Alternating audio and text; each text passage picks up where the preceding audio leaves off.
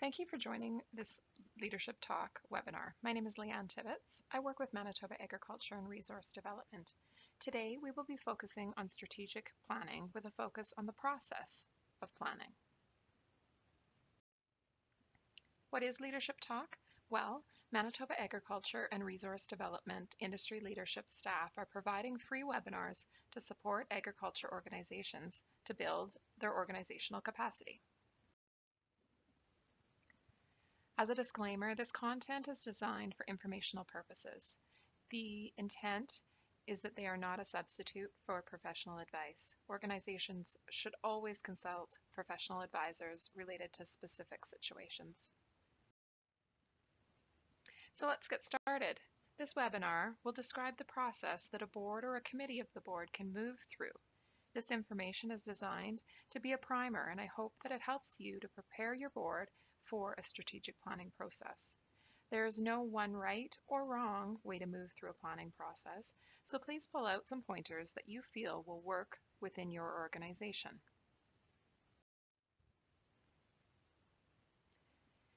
There are a number of definitions related to strategic planning, but this is one of my favorite, and it's from the Balanced Scorecard Institute. It states that strategic planning is an organizational management activity that is used to set priorities, focus energy and resources, strengthen opportunities, ensure that employees and other stakeholders are working towards common goals, establish agreement around intended outcomes, and assess and adjust the organization's direction in response to a changing environment. When we think about the definition of a strategic plan, that's slightly different.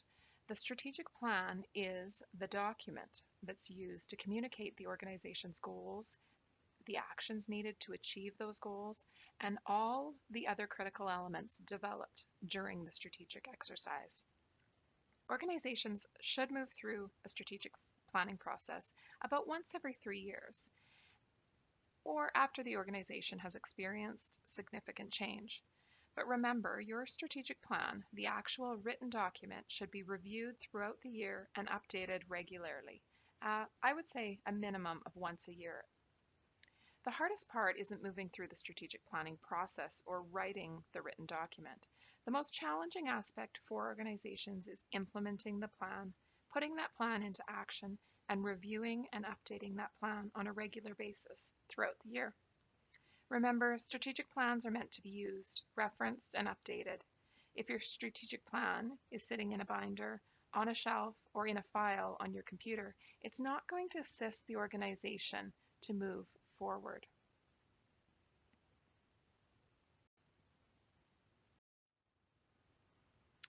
Okay, let's think for a moment. Pull out a piece of paper and think about what are the benefits of strategic planning. Write down a few ideas or just think through in your head.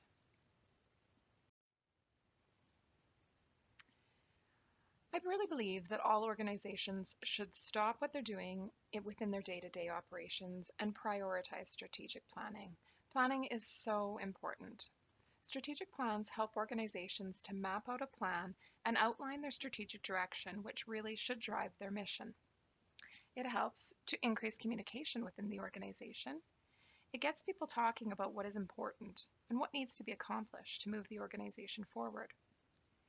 Definitely, it involves the team, including the entire board, which builds relationships and increases buy-in. Planning ultimately leads to a healthier culture, improves organizational performance. Think of planning as a project management or performance management tool. Strategic planning also facilitates alignment between the strategic plan and how annual budgets and resources are allocated. This also serves as a measurement system. Your strategic plan must be results focused. And hopefully your strategic plan will drive your board to be innovative and embrace change.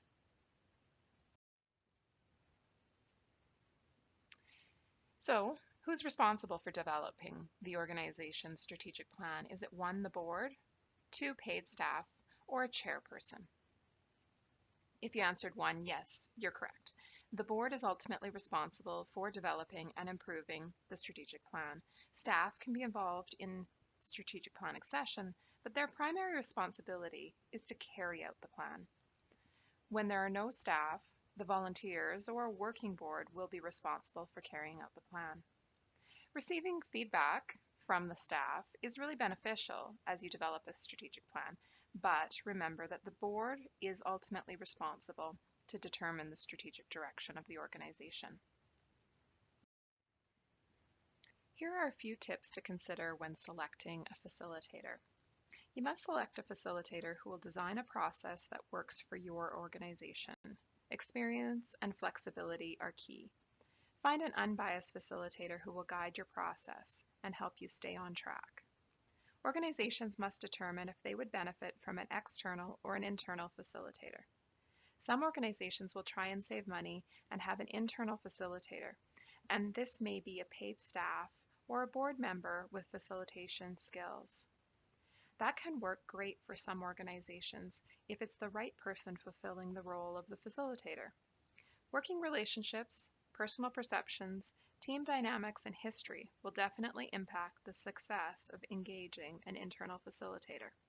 Sometimes people from within the organization try to influence the process or the outcome, and that can negatively impact the process. Other times, a person from within the organization knows the history, and that may benefit the group in reaching their goal. Using an external facilitator allows all board members to be involved in the process and puts everyone on a level playing field. Often, an external or a contracted facilitator will come with a wealth of experience, but I encourage you to check references. Meet with that facilitator prior to the session to outline expectations and work collaboratively to ensure that the facilitation process will work for your organization. If you are engaging a consultant, ensure a written contract outlines all the details. And this may include any advance work that's required to get prepared, in-person meetings, interviews with various individuals, or developing questionnaires that may need to be sent out to participants in advance to gather information. Facilitation expectations and timelines should be written in a contract. Your organization must outline these expectations and indicate if you are requiring a follow-up report or a written strategic planning document. I'm referencing that physical copy of a written plan that will summarize all of the discussions that took place at the session. So clearly specify what you are requesting from a consultant, have the contract signed and dated, and ensure that both parties are clear on what services are expected for what price within what timelines. Many organizations are also asking external facilitators to sign a confidentiality agreement, and that is a good practice. There are staff within our industry leadership team called Rural Leadership Specialists, working with Manitoba Agriculture and Resource Development, that offer facilitation services to agriculture organizations. We will support your agriculture organization to move through a strategic planning process to assist in building the capacity of the agriculture industry within Manitoba.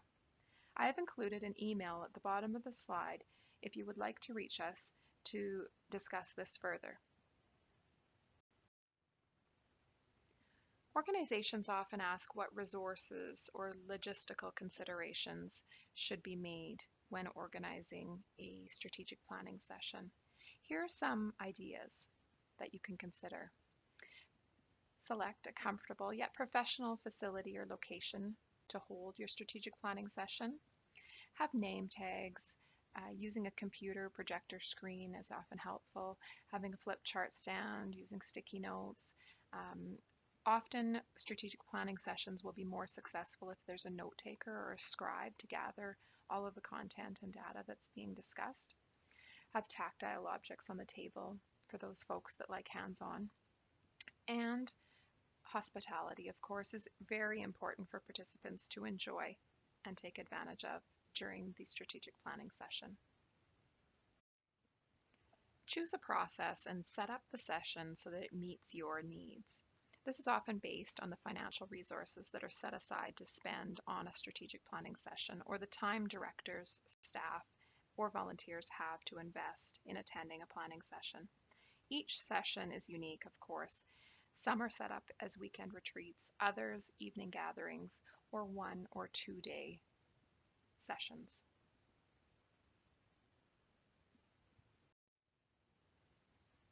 All the work that's done in advance will ensure that your planning session runs smooth and that you're ready to accomplish what needs to be done. Plan, plan, plan. Facilitators should definitely review previous strategic planning documents in advance of your session. Design a unique plan that will work for your organization. Send out some pre-work questionnaires to participants if that's going to benefit the organization and the planning process. And definitely ensure that participants know what is expected. Send them an agenda in advance, including the time, location, and process details that will be used for your strategic planning session. Organizations that spend the time to move through a strategic planning process typically have higher performing boards. Each session or strategic planning process is unique. This is an agenda for a typical session that is customized according to the organization's needs, and we're going to go through this in a great deal of detail in the coming slides. This is a 6-step process where we work with the organization to assess their current situation, to gather data, set strategic direction, to establish a vision, mission, and values, do some strategic analysis to assess the current environment, and then move into forming some strategies to set some priorities, goals, actions, and measures. Move through board approval and implementation, and then, of course, monitor progress and evaluate results. The first step in the process, as I said, is to assess the current situation. Where has your organization been? What is your organization's greatest accomplishments in the last 3 to 5 years? We talk about milestones, projects, and highlights, really focusing on the positive. This gives us an opportunity to celebrate and recognize these accomplishments. What's working and what's not? I like to ask this question because it gets participants to really think about the strengths and weaknesses quickly. In a group session, we flip chart the responses, focusing more energy on what's working and build on those concepts or trends, identifying those positive aspects of your actions, projects, and achievements. We always talk about listening to history and learning from the past, thinking about why something worked and another initiative or project or program or idea maybe didn't work, and what can we learn from that. Always remember that we don't want to dwell on the past, stress over the future. We just want to really live in the present. The next question asked relates to clients or customers. Who are your clients or customers? What are their current needs? What can you offer or improve upon to facilitate their success? For some groups, your clients or your customers may in fact be your membership. So some organizations are working for the benefit of their members. What do those members need from your organization? You can't be everything to everyone, so focus on a client-centered approach or focus on those member interests. It's really important that everyone in the organization has a clear understanding of what those member needs are so that you can stay focused and allocate resources appropriately. Understanding the difference between your vision, mission, and values is critical. So step 2 helps us to set that strategic direction. A vision statement is where do you want to be long term? It's a future-based statement. It encapsulates hopes and dreams. It's a desired future state. Whereas the mission statement is really about what you do. A present tense statement that defines the organization's reason for existence. It confirms the organization's purpose. This is an example of a worksheet that can be used to help participants get their thoughts down before the group makes or devises a mission statement. Some organizations need to develop a new mission. Others will just need to tweak or update their current mission. How much time and energy you spend here depends on the amount of change your organization has experienced since you last draft your mission statement or your vision statement. Core values are the underlying principles or philosophies that guide the work of the organization.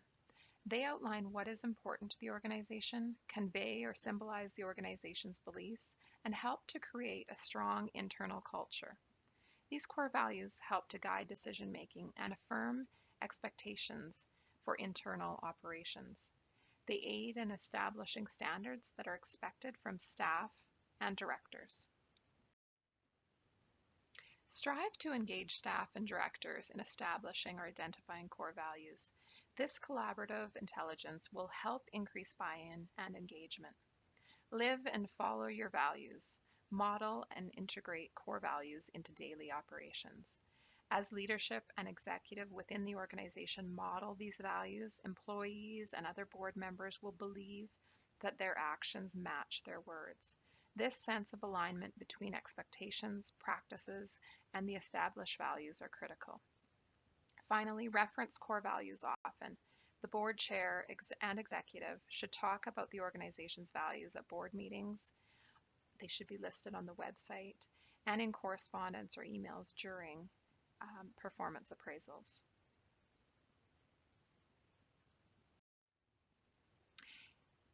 We've provided a few questions on the slide that can be used to generate a list of core values. Use these questions with your participants at your planning session and brainstorm what core values are important to your organization.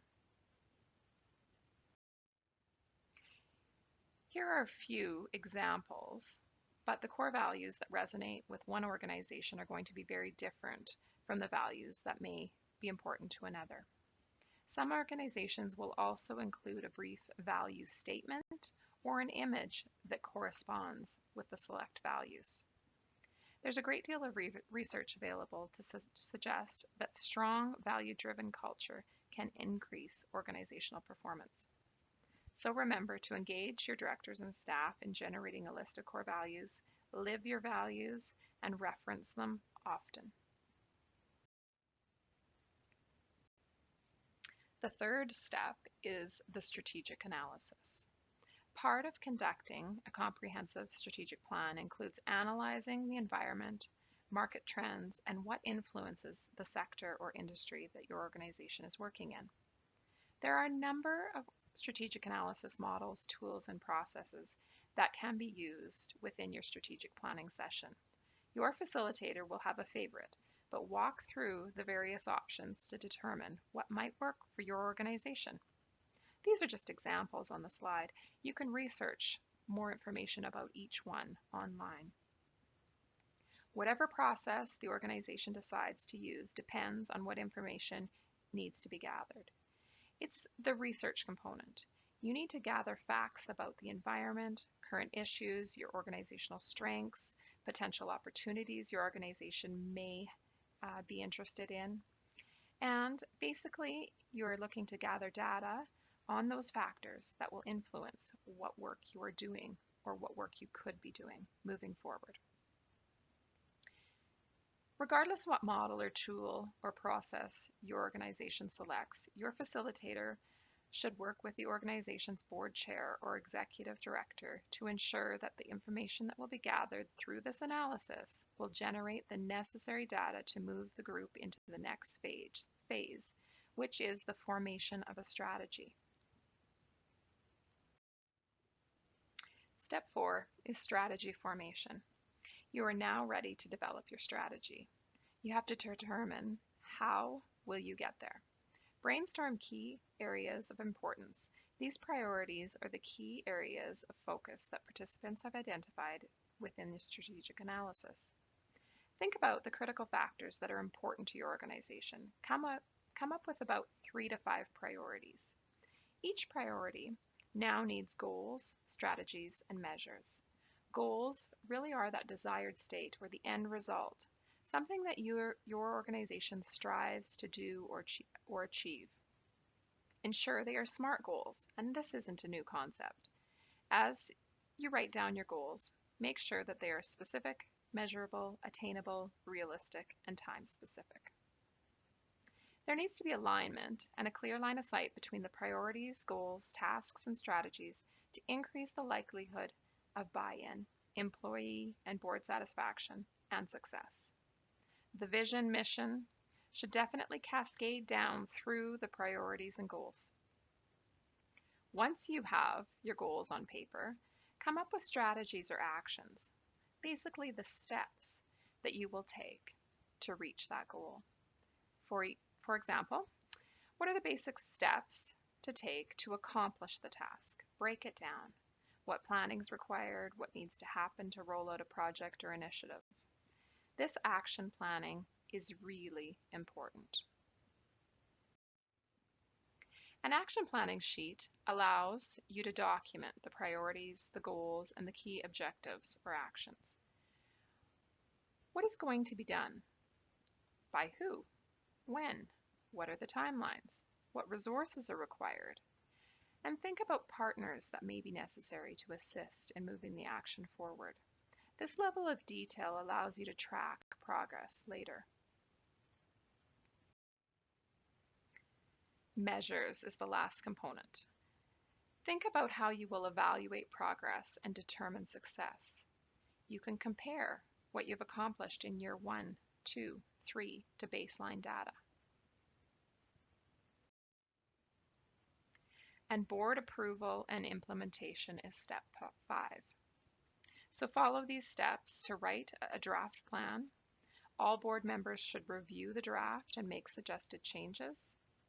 A plan is not official until it has been approved or adopted. Then implement the plan within your organization.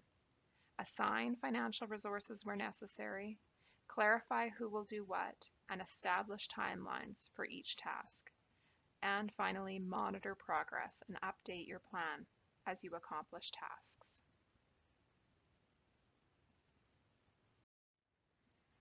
Step 6. Organizations should plan to monitor their progress and evaluate their results.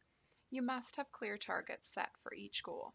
Targets really are the standard to evaluate your activities you have complete and the accomplishments to date.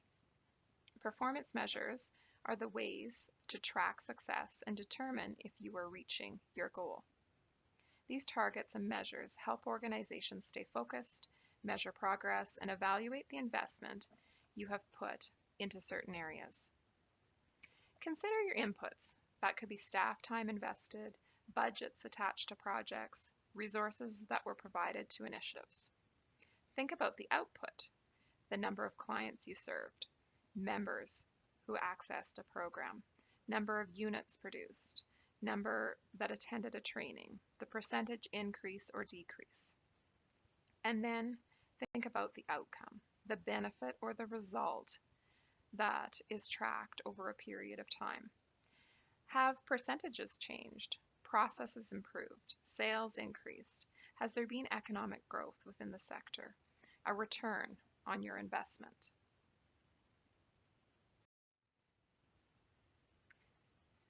I'd like to now quickly do a summary of that 6-step strategic planning process that we talked about. Organizations should assess their current situation to gather data on their current state, then move through a process to establish their strategic direction, including identifying their vision, mission, and values. Organizations should then work with a facilitator to select a model or process to gather the data and complete the analysis that's necessary.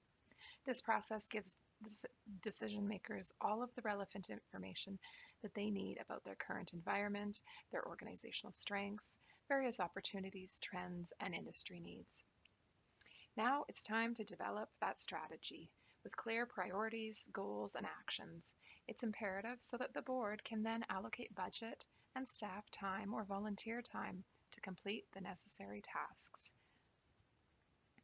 We always encourage a board to then get board approval, implement, and revisit their strategic plan regularly throughout the year. You're working within an industry that is in constant flux, so it's important to be flexible and adapt. Finally, remember that your organization's strategic plan can be a valuable blueprint for future growth, revitalization, innovation, and productivity. So monitor progress and evaluate results on an ongoing basis. Stay connected with us. Please feel free to send any questions you have to leadership@gov.mb.ca or visit our industry leadership webpage.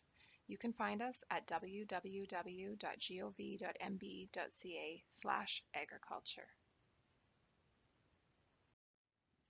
Our industry leadership webpage has a number of fact sheets, templates, and guidebooks around starting an organization, board operations, strategic planning, being a board member, and dissolving an organization.